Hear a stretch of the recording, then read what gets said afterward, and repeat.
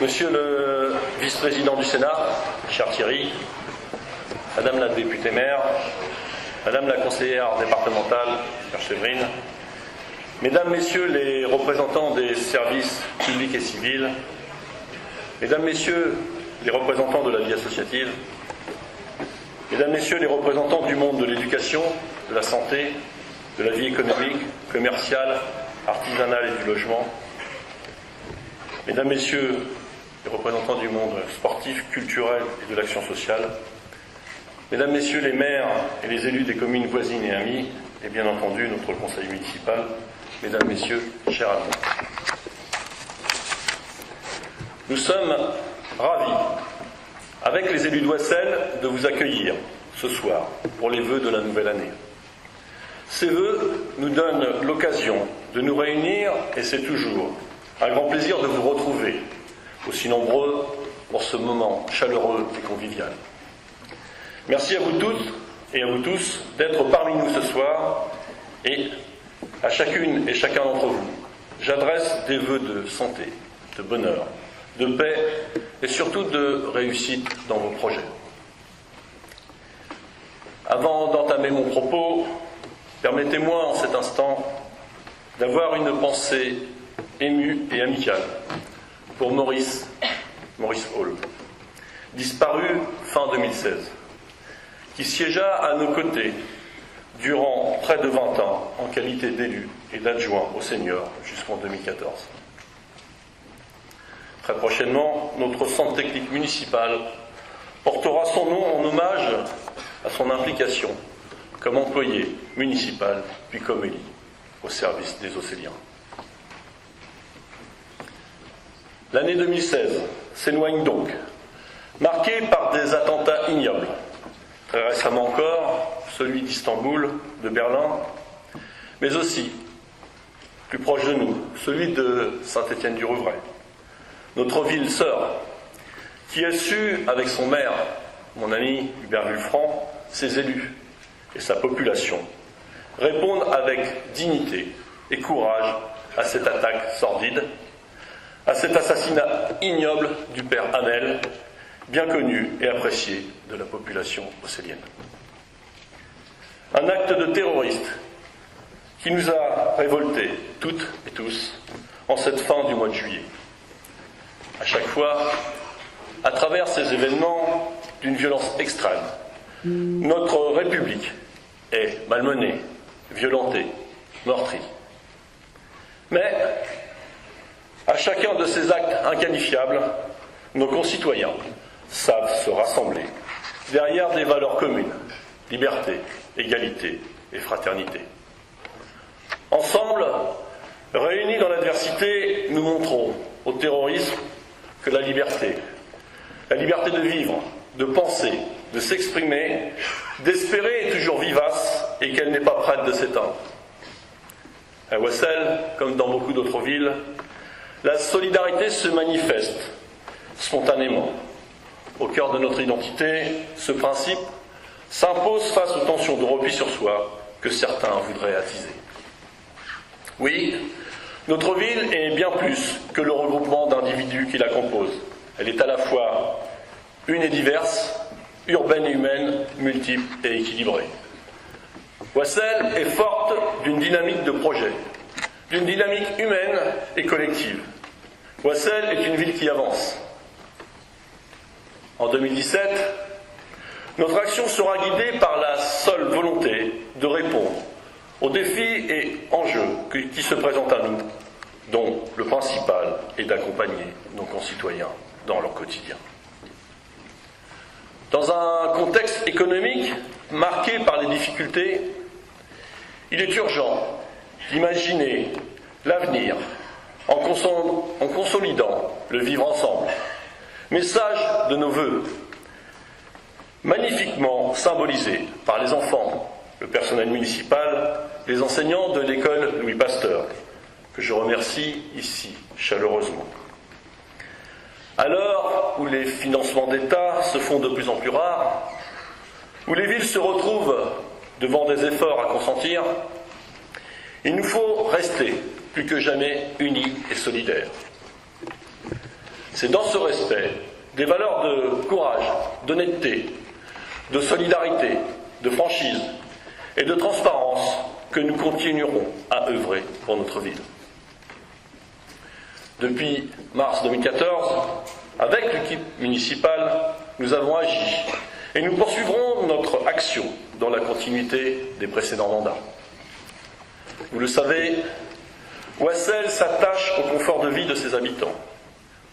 À l'heure où de très nombreux Français attendent de pouvoir se loger dignement, Ouessel prend ses responsabilités pour répondre aux besoins des familles. Est-il nécessaire de rappeler qu'après la réhabilitation de la Cité des Vosges par le foyer Stéphanais, les maisons de la rue Joseph-Frossard par la Siémort, des travaux importants de réhabilitation énergétique dans les quartiers des Violettes et des Vosges ont été menés en 2016 par Habitat 76 avec le concours du département, de l'État, de la métropole et de la Caisse des dépôts et consignations. Au total, en 3 ans, ce sont plus de 600 logements qui ont ainsi bénéficié d'améliorations et de confort.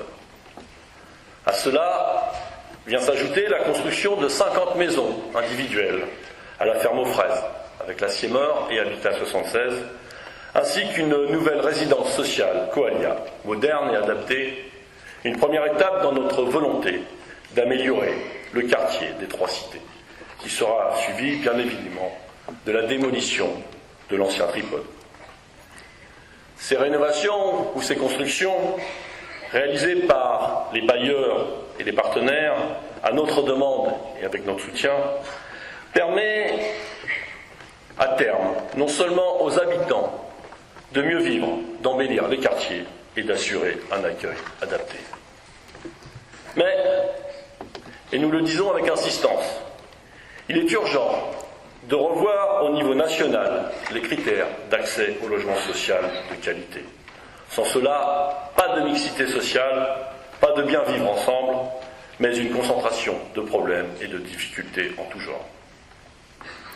Vous le voyez, Ouessel poursuit son chemin sur la voie des projets et du dynamisme. Et combien de réalisations importantes pour l'avenir de notre commune ont été réalisées en 2016 ? Il y a eu la refonte de la place de la République, avec des places de stationnement supplémentaires, et une accessibilité pour tous au commerce de proximité. À cela, il faut ajouter un nouveau parking permettant de répondre aux besoins de la population, tant pour le commerce local que pour nos 2 écoles, Camille Claudel et Ferry-Mongis. Un chantier mené avec la métropole qui sera suivi cette année par des aménagements qualitatifs paysagers et la mise en place de mobilier urbain. Avec les concessionnaires, chez RDF, Enedis, Orange, les services de l'eau et l'assainissement de la métropole, nous avons entrepris le renouvellement d'une partie du centre-ville. Des travaux lourds, pénibles pour la population et pour les commerçants, mais qui, je crois, étaient nécessaires au vu de l'état d'usure des réseaux, dont certains avaient plus d'un demi-siècle d'existence. Nous avons poursuivi les travaux de l'avenue du Général de Gaulle avec la réalisation de l'avant-dernière tranche entre le rond-point Émile Zola et la bibliothèque Galilée. Pour plus de sécurité et de fonctionnalité, ce qui porte à plus de 2 km d'aménagements qualitatifs et paysagers, de voiries, de pistes cyclables et de trottoirs. Voilà les actions majeures réalisées en 2016, auxquelles il faut ajouter celles menées en direction de la jeunesse. Je pense notamment à l'agrandissement de l'école maternelle Camille Claudel, qui, nous le savons tous, apporte satisfaction aux enfants, aux parents et enseignements. Un choix et une volonté de la municipalité suite à l'obtention d'une ouverture de classe supplémentaire en centre-ville, améliorant ainsi la qualité d'enseignement pour le bien-être des enfants et des enseignants.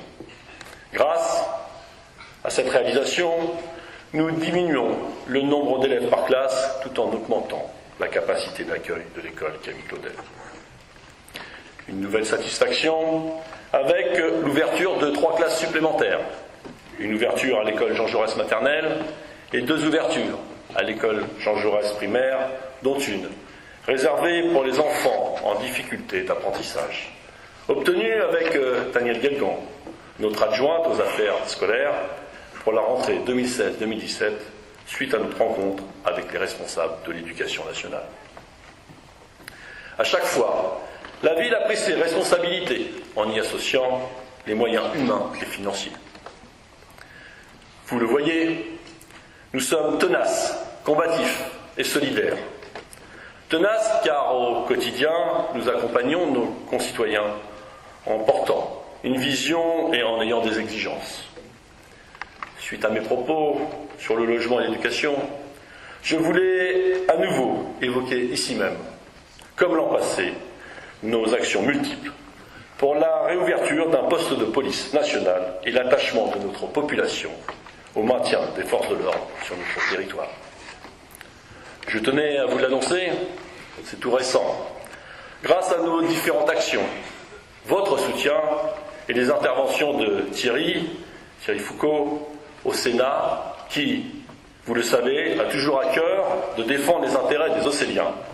Nous venons d'obtenir la confirmation du ministre de l'Intérieur qui garantit le maintien du poste de police de Ouessel dans le nouveau dispositif de la zone publique de sécurité, avec un renfort des effectifs et des interventions plus nombreuses de la police nationale sur notre territoire. Voilà une satisfaction qui, dans un contexte d'urgence, mériterait d'être entendue sur le bien fondé de cette police de proximité. Autre combat, à l'heure où la communauté internationale a conclu un accord pour une diminution du réchauffement climatique, nous sommes engagés avec vous, à nos côtés, dans des actions contre le tracé actuel du contournement Est de Rouen, qui nous est imposé et qui impactera fortement notre territoire. Nous le disons haut et fort, ce projet est une aberration, une atteinte à la santé et à la qualité de vie de nos concitoyens, d'Ouessel, de Saint-Étienne-du-Rouvray, mais aussi d'Imard, de Gouy, des Authieux, d'Alizé et d'autres communes de l'Eure, dont je salue les maires et les élus de ces communes, réunis avec nous au sein d'un collectif Access. Il faut rappeler à tous ces partisans, à toutes celles et à tous ceux qui sont favorables à ce projet. Si ce contournement se fait en l'état, il se fera au détriment des gens. Car soutenir ce projet aussi proche des habitations, sans prendre en considération la santé publique, ni l'emploi, ni l'environnement, sans écouter les populations, les élus de proximité, les spécialistes et les médecins qui tirent la sonnette d'alarme en disant la pollution et le bruit sont dangereux pour la santé. C'est, pardonnez-moi, l'expression de l'irresponsabilité, voire même du mépris pour nos populations. Pour nous, qui, sur cette question, avons voté une motion à l'unanimité du conseil municipal, notre position reste inchangée. Nous sommes favorables à ce que toutes les populations de la métropole respirent mieux, que certaines ne soient pas sacrifiées au profit des autres.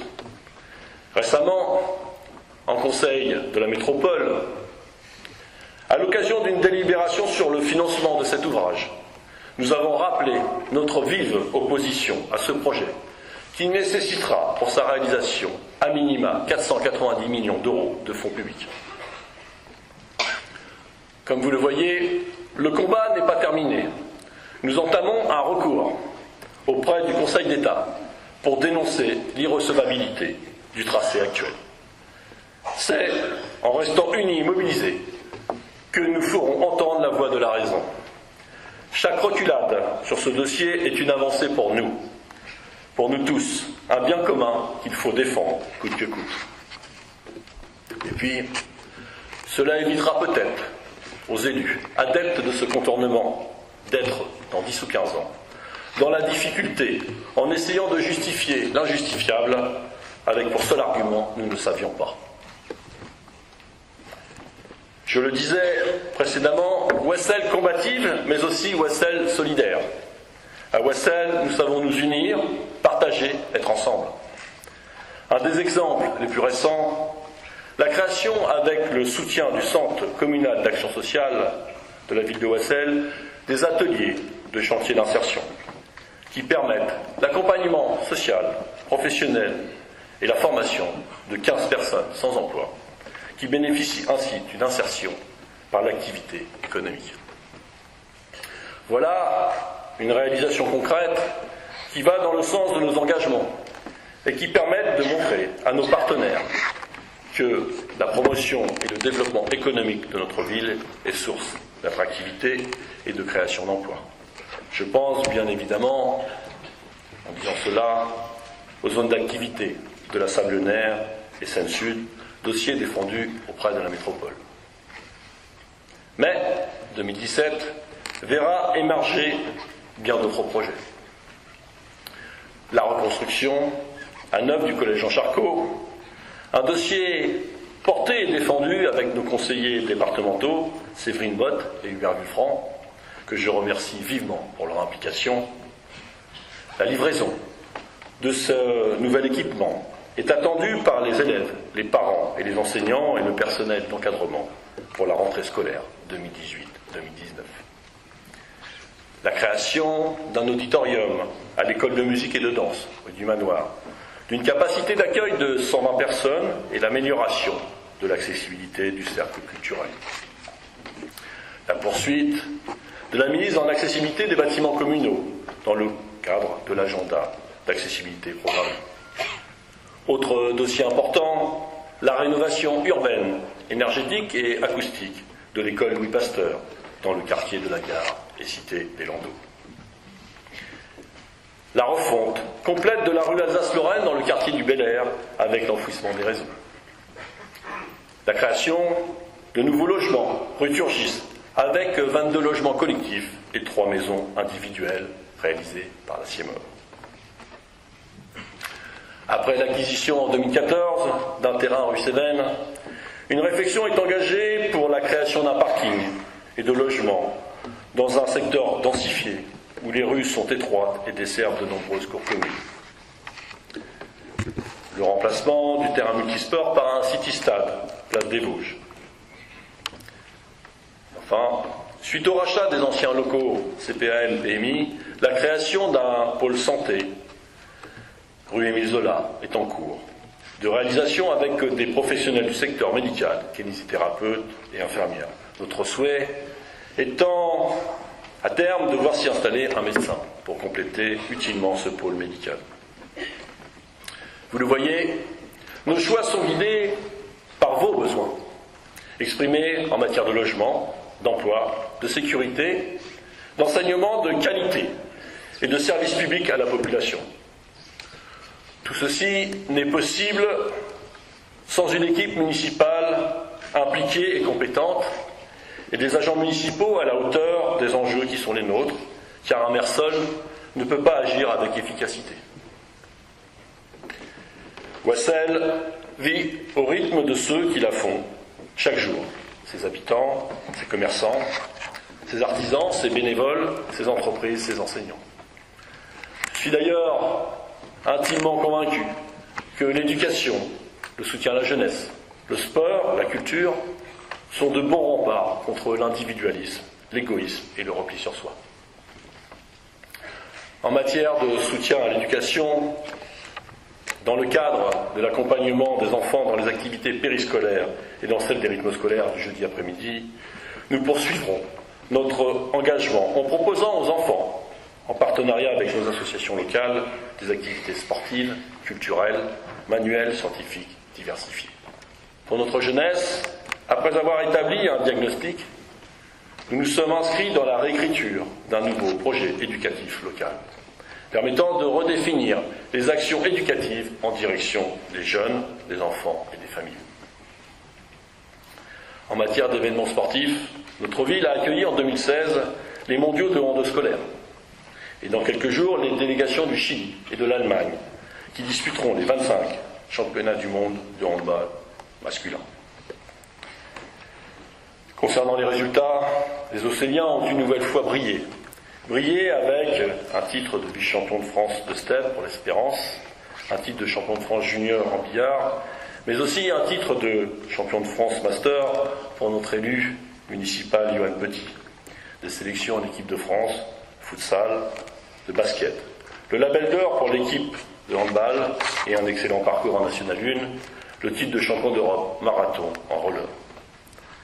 D'excellents résultats également dans toutes les catégories, en football, en tennis de table, en judo, en karaté, en athlétisme, en pétanque. Une liste bien évidemment non exhaustive, tellement les titres sont nombreux. C'est une véritable satisfaction pour nous tous, et je crois que nous pouvons saluer leur immense implication.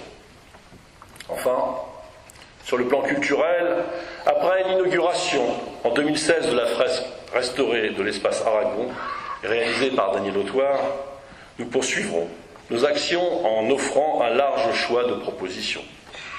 Des arts numériques au concert d'électro, en passant par un concert de musique classique, le one-man show d'Ahmed Silla, les balades du hérisson au cœur des quartiers, au plus près des habitants, sans évidemment oublier nos fêtes annuelles et le feu du 13 juillet. Pour conclure, et je terminerai mon propos là-dessus, 2017 sera une année ponctuée d'échéances électorales. Ces élections présidentielles et législatives d'avril et de juin prochains doivent permettre à nos concitoyens, tous ceux qui crient haut et fort leur inquiétude, leur crainte, leur attente d'être enfin entendus. Car ces élections doivent être celles du rassemblement, des énergies, pour plus de liens, plus de projets, pour plus de solidarité, pour que l'humain soit au cœur des décisions. Car à Wassel, c'est le sens de nos convictions pour une société plus égalitaire. Une fois encore, au nom du conseil municipal, permettez-moi de vous renouveler mes vœux, de vous souhaiter à toutes et à tous une bonne et heureuse année 2017, une année au cours de laquelle notre façon d'être et nos gestes du quotidien renforceront notre solidarité. 2017 sera aussi l'année des 40 ans de notre municipalité progressiste. Et je pense que vous avez pu le constater au travers de mon discours, continuera d'agir utilement pour que Wassel poursuive son évolution, son changement, sa modernisation pour le bien-être de ses habitants. Je vous souhaite une excellente année 2017. Merci.